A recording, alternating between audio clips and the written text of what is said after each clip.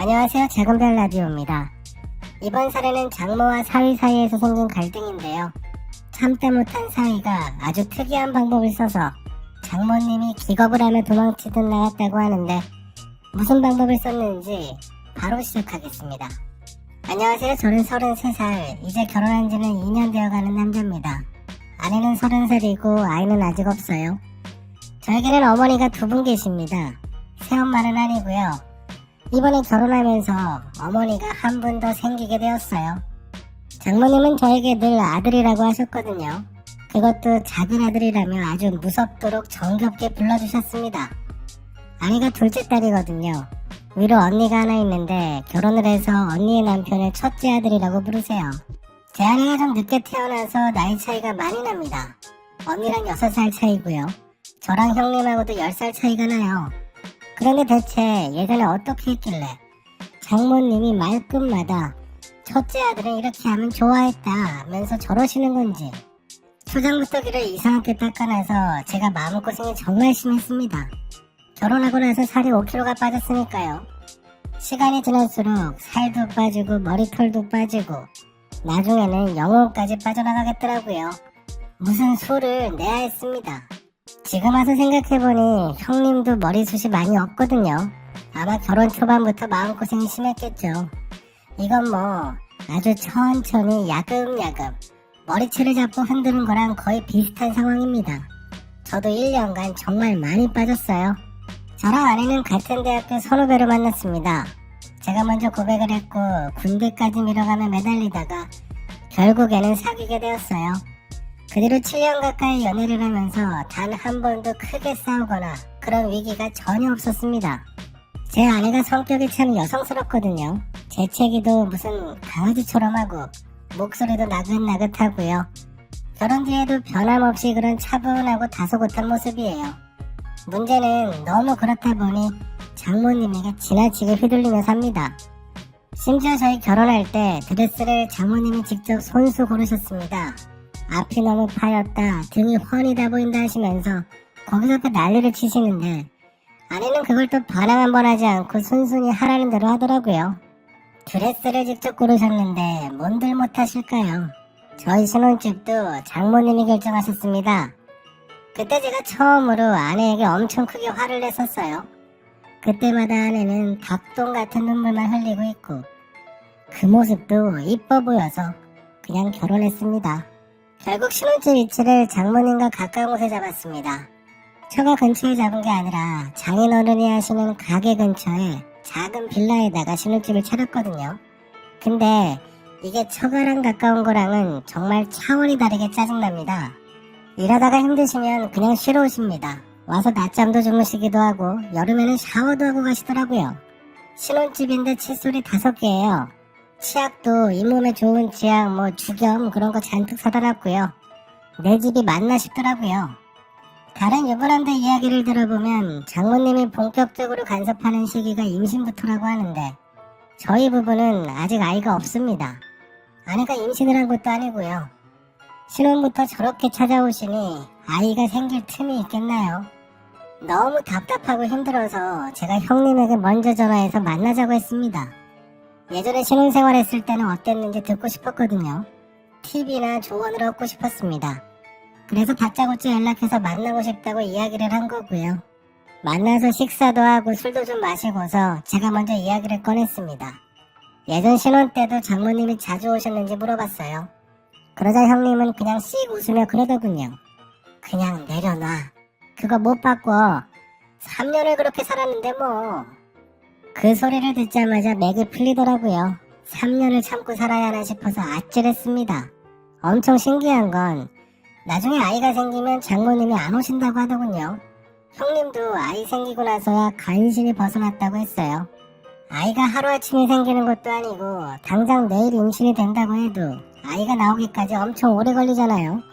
그렇게 그날 조언 들으러 갔다가 마음만 더 심란해져서 돌아왔습니다. 집에 가보니 아내는 완전히 뻗어 있었고요.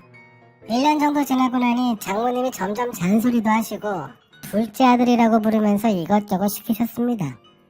게다가 주말에도 찾아오셔서는 사람을 들들 볶으세요. 아니 손바닥만한 집에 청소할 게 뭐 얼마나 된다고. 그걸 굳이 주말에 오셔서 아침부터 저러시는 건지 도무지 이해가 되지 않았습니다.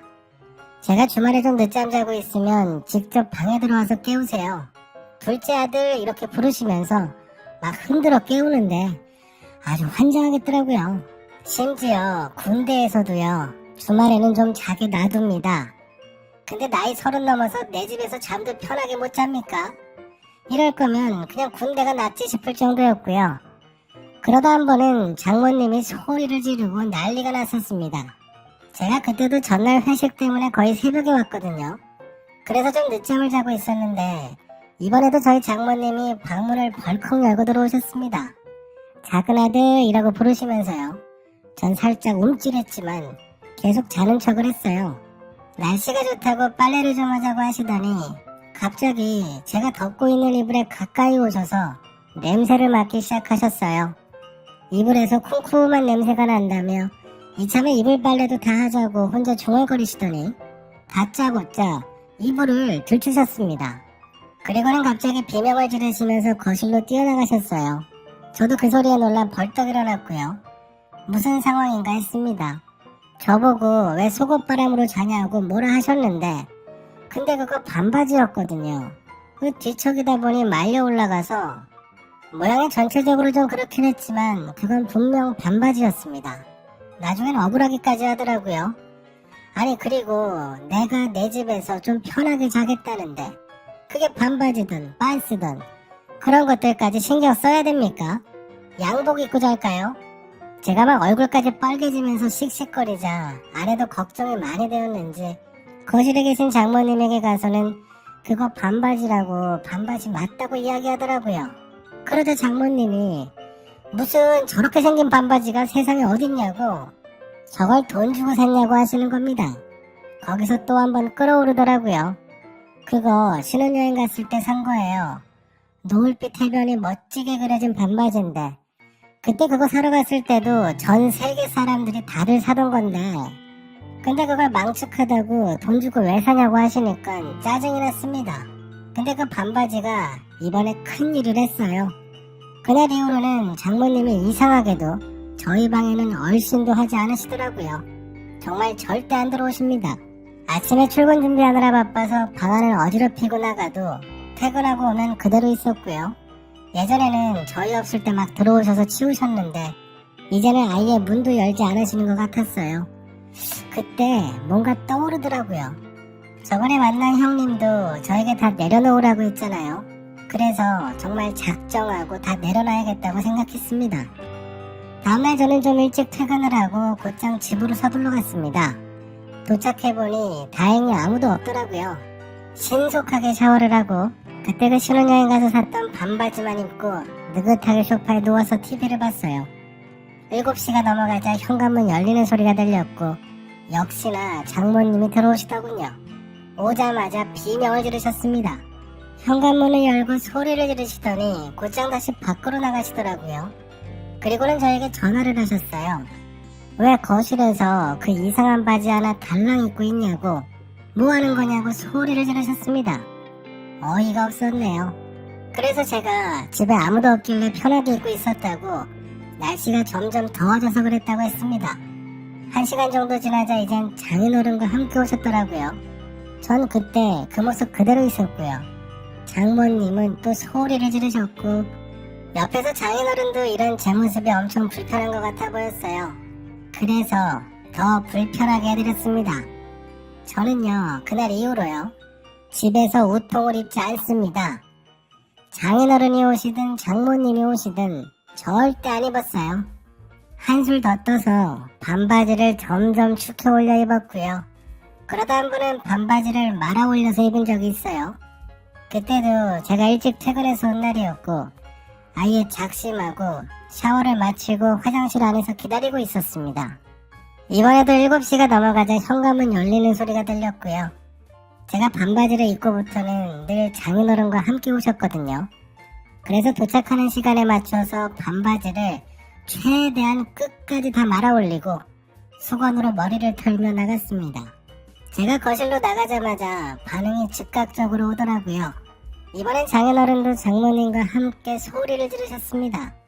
엄청 다급한 소리로 저에게 야 나오지마 들어가 하시는 겁니다. 장모님은 장인어른 등 뒤로 숨으셨고요.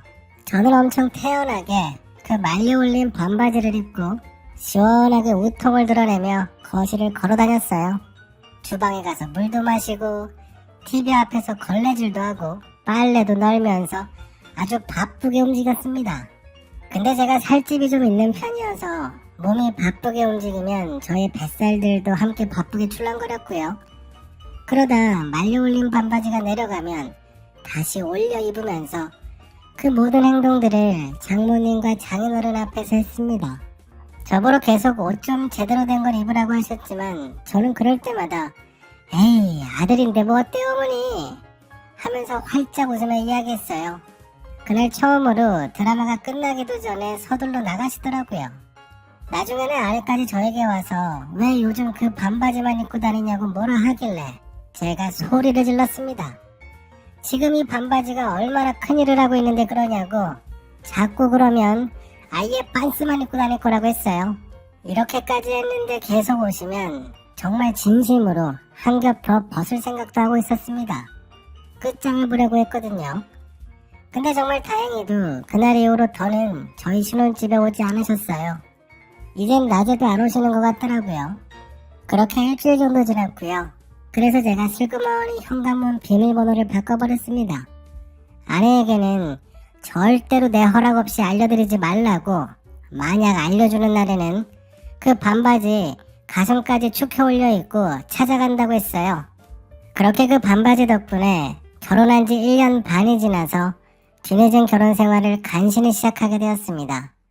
아이가 생기면 찾아오지 않는다고 하시니 최선을 다해서 아이 가지려고 노력 중이에요. 정말 필사적입니다. 아내는 이제 그 반바지 그만 버리자고 지겹다고 했지만 무슨 소리냐고, 이 바지는 액자에 넣어도 될 정도라고, 깨끗하게 잘 세탁하고 다림질까지 해서 화장실 서랍에 보관하고 있습니다.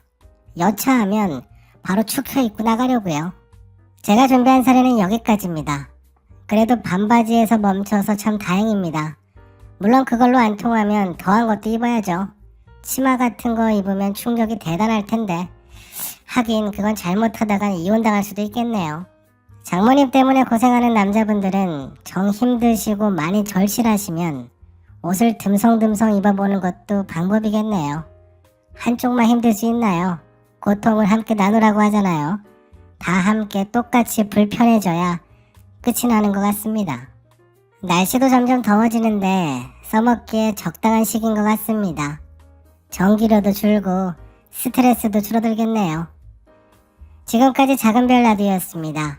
오늘도 저희 영상을 시청해주셔서 감사합니다.